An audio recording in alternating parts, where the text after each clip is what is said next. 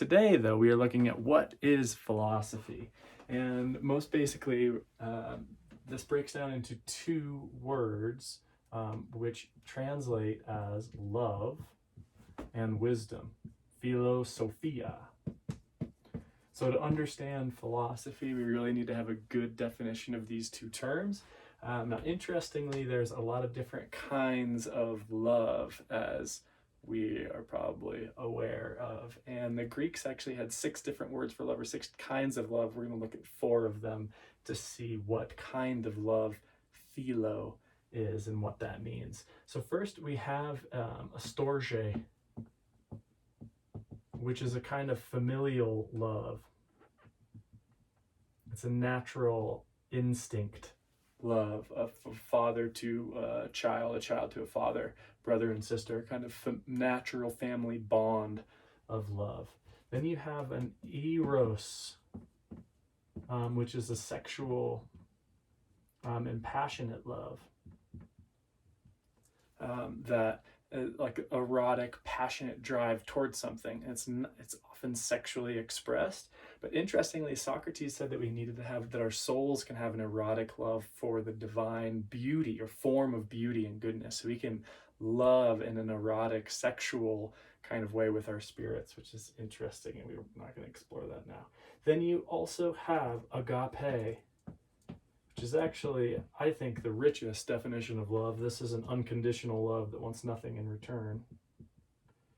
I'm going to call this is the main kind of love in Christianity. So it's a kind of Christian understanding of love, and the kind of love we are working on particularly is philia, which is a brotherly love, or a friend, like loving as a friend to friend. It's the sense of familiarization and proximity, so wanting to be close to, wanting to spend time with. Like if you really just want to hang out with your bros because you love your bros, that's a kind of love. And that is the kind of love in philosophy. Interestingly, wisdom also is defined by Aristotle as understanding what is real, or we'll just say understanding what is, and then based on that, how to act well. This means decision making.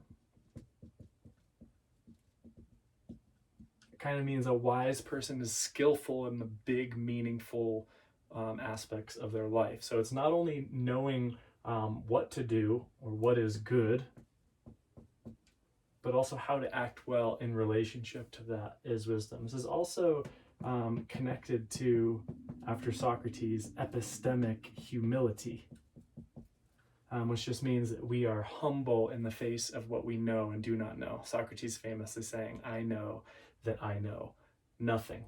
And that's super interesting for us. We're just basically going to say that this means to live well, i.e., we avoid the traps of thinking we know what we don't know. We're in understanding what is good. This is a knowledge that this is good, and we know how to act accordingly, can make decision makings that are brave, and do things that are brave and courageous, so that we can to stay close,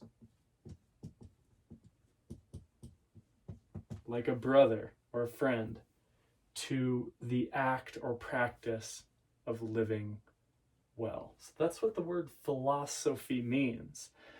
Interestingly, it does not necessarily mean reading books and writing essays, which is what philosophy in the academy really does look like. So if you like this video, if this helped you understand the particular, what the root of the word philosophy means, and helps you think about philosophy in a different way, or helps you think about what is good in love, or what kind of love you want to perfect, or all of them, I hope you consider subscribing, hitting the like button, and checking out what we have going in the show notes. One more key note. I think living well is not just about reading and writing. It has to be about making something. It has to be engaging in projects, products, processes that mean something to you, that you value. So we're going to look at that next time and thinking about what and how to design, implement, ship projects that can move the needle on living a good life and acting accordingly. Thank you so much. If you're interested in learning more, stay tuned and sign up for more.